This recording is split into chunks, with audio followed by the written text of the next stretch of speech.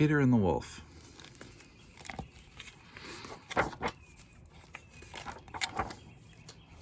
One fine bright morning, Peter opened his garden gate and stepped out into the meadow beyond, wide as the world. All was still.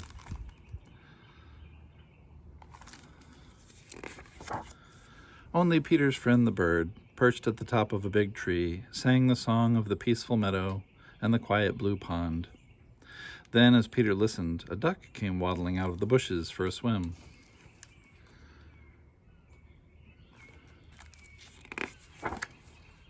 "You're not a bird, you're a fish," the bird teased her.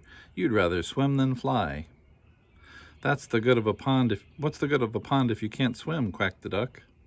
"Chirrup, quack, chirrup, quack," they squabbled. The duck was so cross that she could hardly enjoy her swim with the teasing bird flipping to and fro in the air above her.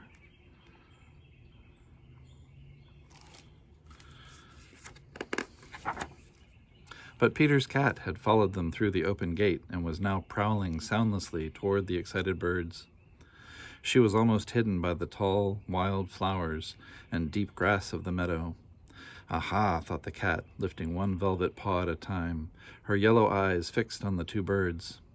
"As long as they go on squabbling, they won't even notice me. I'll catch that noisy bird."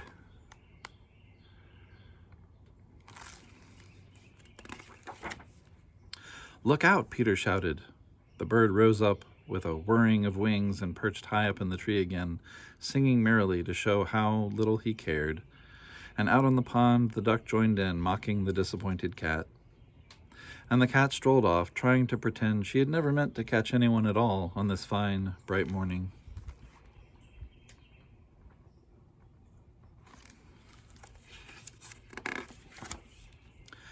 Just then, Peter's grandfather came out to look for him. He'd been smoking his pipe in the garden when he noticed that Peter was no longer there.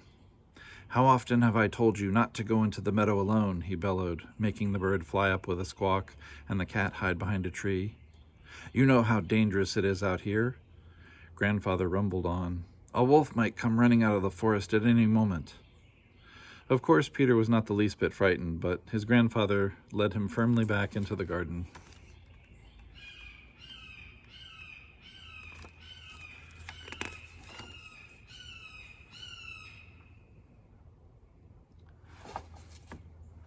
Pause.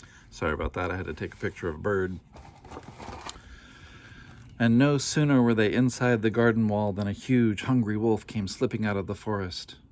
Up the tree shot the cat, and out of the pond flapped the foolish duck.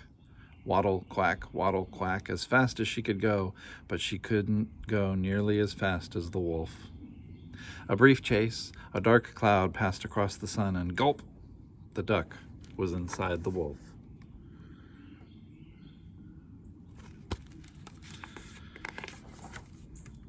When Peter peeped over the wall, he saw the cat clinging to a low branch of the tree, screeching with terror, and the bird perched higher up, no longer singing, as he stared down at the leaping wolf.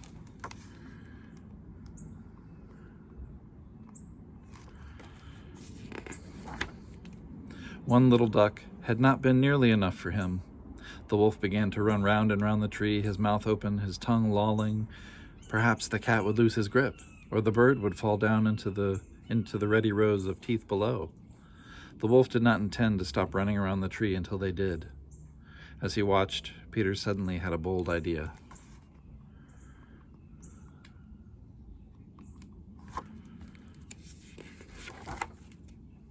He ran back to the house for a long rope and climbed with it onto the garden wall, and from there to an overhanging branch. The bird hopped down to meet him, and Peter explained his plan.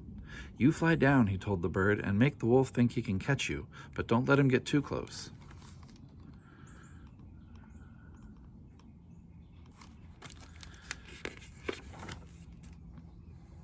This was the kind of thing the bird did well. Down he plunged, almost onto the tip of the wolf's nose, and he darted up again, up and down, to and fro, flirting his wings with glee as he teased the panting wolf. Puff, snap, went the greedy jaws. Puff, puff, snap. And time after time, the bird flew up out of reach. Up in the tree, while the wolf could think of nothing but the bird, Peter was looping the rope into a lasso and lowering it slowly, slowly, till it dropped over the wolf's tail.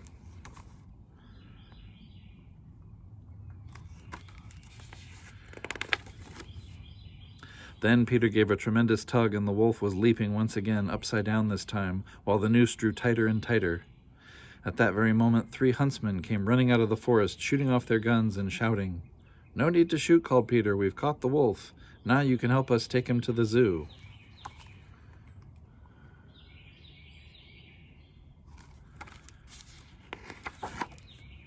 So off they marched on that fine, bright morning, Peter leading the procession, and the 3 huntsmen in charge of the wolf, and Grandfather carrying the cat. Over their heads, the birds sailed proudly along, singing, "All done by me! All done by me!"